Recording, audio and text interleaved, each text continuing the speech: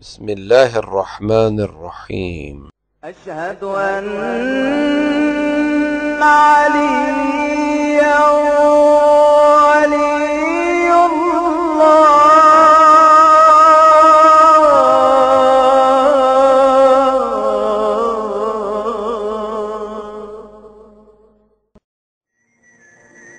کیست علی حیدر دلدل سوار صاحب لوح و قلم و ذوالفقار؟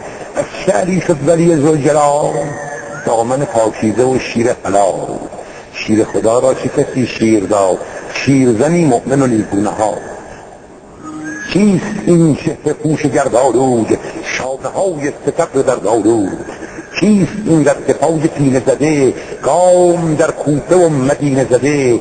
کیست این امتزاج آتش و نور، چهره و گرمنای حرم تنور؟ کیست این سایه‌وار در دل شب، کیسه‌ای پر ز عشق و نان و رطب؟ کیستم بنده‌ای به درگه او، که مگر طی کنم شبی ره او؟ در لرزش افتاد زمین، در لرزش افتاد زمین، در جنبش افتاد زمان، در جنبش افتاد زمان. توی تیغ مرتضی، توی تیغ مرتضی، پیچیده در هفت آسمان. مردانگی حیران او، مبهوت سر گردان او، گردن فرازان عرب در پنجه توفان او، در پنجه توفان او.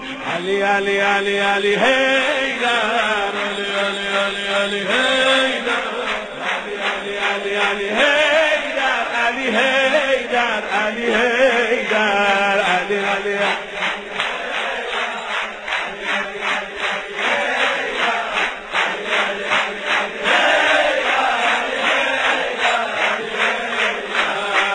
علي علي علي إنما وليكم الله ورسوله والذين آمنوا الذين يقيمون الصلاة ويؤتون الزكاة وهم راكعون.